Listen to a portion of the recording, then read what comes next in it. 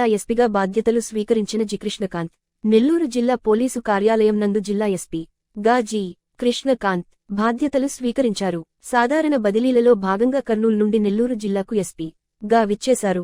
రాష్ట్ర ప్రభుత్వం ప్రతిష్టాత్మకంగా చేపట్టిన 100 రోజుల గంజాయి నిర్మూలన విధానంలో భాగంగా జిల్లాలో పరిస్థితులకు అనుగుణంగా ప్రత్యేక ప్రణాళికలు రూపకల్పన, మహిళలపై జరిగే నేర నిర్మూలన, మహిళా సమస్యల పరిష్కారానికి అధిక ప్రాధాన్యం, శాంతి భద్రతల పరిరక్షణ, నేర నియంత్రణ, ట్రాఫిక్ తదితర సమస్యలపై ప్రధానంగా దృష్టి సారించి కార్యాచరణ రూపకల్పన, చట్ట వ్యతిరేక కార్యకలాపాలకు పాల్పడితే కఠిన చర్యలు, సంఘ విద్రోహ శక్తులపై ప్రత్యేక నిఘా, ప్రజలకు ఎల్లవేళలా అందుబాటులో ఉంటా, ప్రజల సహకారంతో వారి ఆకాంక్షలకు అనుగుణంగా సేవలు, ప్రజా సమస్యల పరిష్కారమే ప్రధాన ధ్యేయం.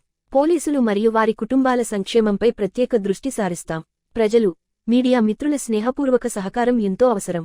సమన్వయంతో ముందుకెళ్దాం. అనంతరం సబ్ డివిజన్, సర్కిల్ పోలీసు అధికారులు, ఎస్. బి. డిసిఆర్బి, పోలీసు కార్యాలయ సిబ్బంది, అన్ని విభాగాల అధికారులు, సిబ్బంది తదితరులు కలిసి శుభాకాంక్షలు తెలిపారు.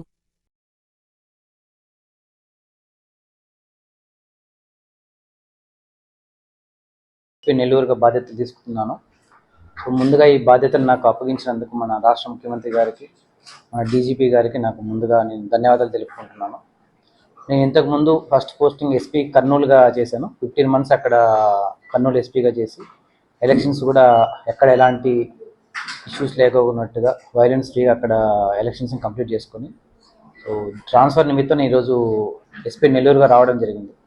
సో మీ అందరికీ తెలుసు, మనకు ఇప్పుడు కొత్త ప్రభుత్వం ఏర్పడిన తర్వాత ఈ 100 days ప్రోగ్రామ్ ఏదైతే గంజాయి నిర్మూలనకు సంబంధించి ఏదైతే ఉందో దానికి సంబంధించి మనము స్టేట్ వైజ్ పాలసీని తీసుకొని, ఎస్పెషల్లీ మన నెల్లూరుకు సంబంధించి ఏవేవి ఇష్యూస్ ఉన్నాయి గంజాకు సంబంధించి దానికి డిస్ట్రిక్ట్ వైజ్ ప్లాన్ ఒకటి, మేము యాక్షన్ ప్లాన్ ఒకటి తయారు చేసుకుంటాము.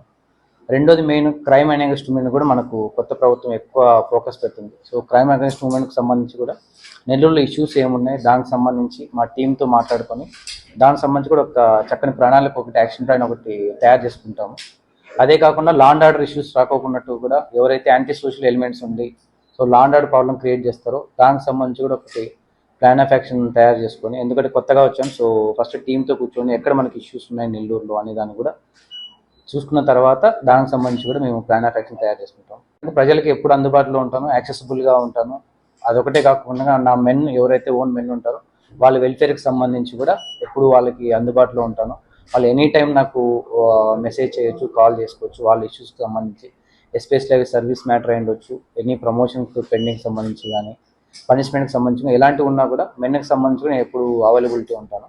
సో ముందు ఇప్పుడే జాయిన్ అయ్యాం కాబట్టి ముందు కూడా మీడియా వాళ్ళతో కూడా ఇంటరాక్షన్ ఉంటుంది. ఎప్పటికప్పుడు మన ఏదైతే మన డెవలప్మెంట్స్ ఏవైతే ఉంటాయో దానికి సంబంధించి కూడా మీడియా వాళ్ళు కూడా రెగ్యులర్గా మేము ఇన్పుట్స్ ఇవ్వడం జరుగుతుంది. సో ఎనీ టైం మీడియా వాళ్ళు కూడా ఏదైనా మీకు ఇన్ఫర్మేషన్ తెలిస్తే మాకు కూడా మీరు ఇవ్వాలని చెప్పి కోరుకుంటాం. మీరు, ప్రజలు అందరి సహకారంతోనే ఏదైనా మనం సాధించగలం. సో మీడియా వాళ్ళ సపోర్ట్ కూడా మాకు చాలా అవసరం. సో ముందు కూడా మీడియా వాళ్ళతో కొద్దిగా ఇంటరాక్షన్స్ కూడా ఉంటాం. మీకు ఏదైనా ఇన్ఫర్మేషన్ ఉన్నా కూడా మీరు మాతో షేర్ చేసుకోవచ్చు. Thank you.